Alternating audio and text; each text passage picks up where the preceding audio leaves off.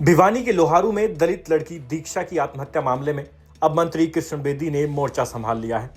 बेदी आज परिवार से मिलने खुद भीमा फरटिया गांव पहुंचे और पूरे परिवार से मुलाकात की। इस मौके पर परिवार के सदस्यों की पीड़ा सुनकर मंत्री बेदी भावुक हो गए। उन्होंने लड़की के परिजनों को गले लगाकर सांत्वना दी। इस दौरान उनकी खुद की भी आंखें भर आईं।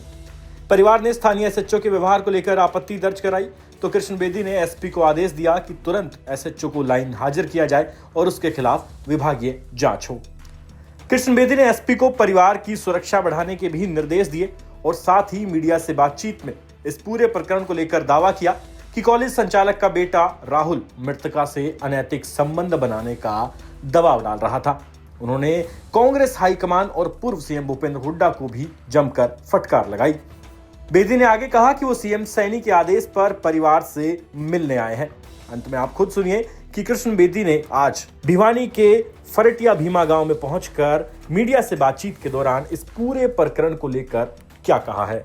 इस प्रकार का मामला है। मैं परिवार से मिला हूं।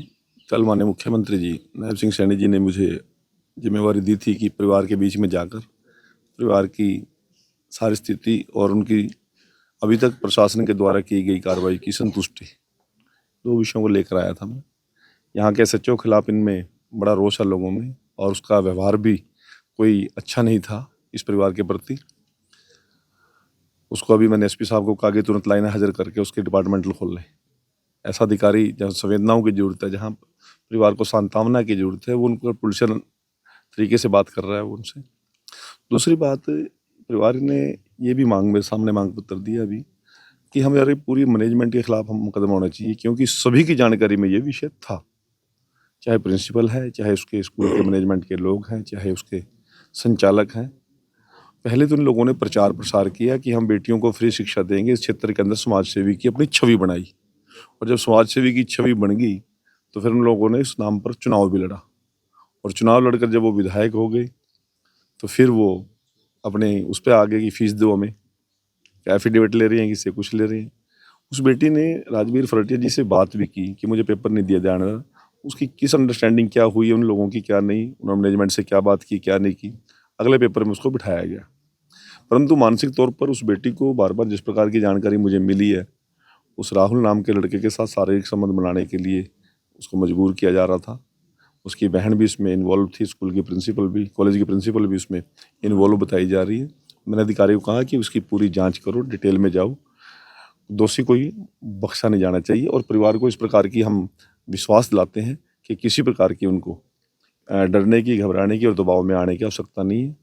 अब मैं इस परिवार से व्यक्तिगत मिला हूँ, मुख्यमंत्री से मिलकर इस परिवार की आर्थिक मदद कराने की भी मैं बात करूंगा और उनको मैं विश्वास दे के जा रहा हूँ कि पूरी सुरक्षा भी देंगे और न्याय भी देंगे। सर, पूरा राजनीतिक सरगर्मियां इस पर है। विपक्ष जो आरोप लगा रहा कि बीजेपी सरकार जो बेटी बचाओ बेटी पढ़ाओ का नारा पीएम ने दिया, उसी प्रदेश में फीस को लेकर एक दलित बेटी को आत्महत्या करनी पड़ती है। नहीं, देखिए मेरी बात सुनिए। हमारी सरकार तो फीस माफ करती है। बेटी बचाओ बेटी पढ़ाओ जो लोग ये आज ट्वीट कर रहे हैं, जब वो केंद्र में मंत्री थे, 2 बार मंत्री रहे, 3 बार मंत्री रहे, राष्ट्रीय महामंत्री रहे, वो प्रदेश सरकार में वजीर थे, प्रदेश के बड़े नेता हैं। आज वो ट्वीट करके इस बात को उठा रहे हैं, परंतु ट्वीट में ये बात नहीं कह रहे कि स्कूल कॉलेज संचालक के बेटा उस लड़की को अनैतिक संबंध बनाने के लिए मजबूर कर रहा था। उस बात को क्यों छुपा रहे हैं? उस बात को क्यों छुपा रहे हैं? जबकि वो तो कहते हैं कि इस प्रकार की कोई बात ही नहीं हुई है।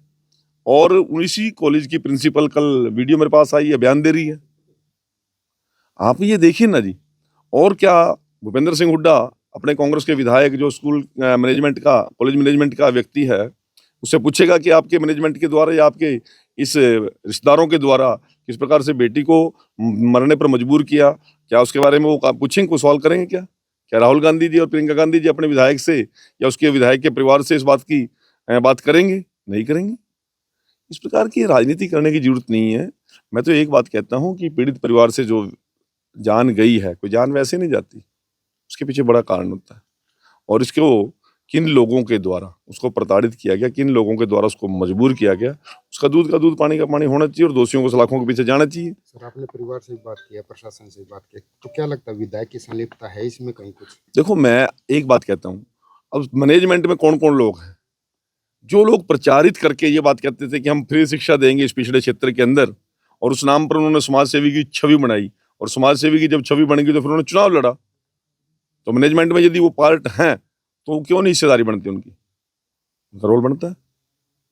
हम तो दोषियों के खिलाफ किसी प्रकार की कोई ढिलाई बरतने के मूड में नहीं है सरकार, जरूर कार्रवाई होनी चाहिए।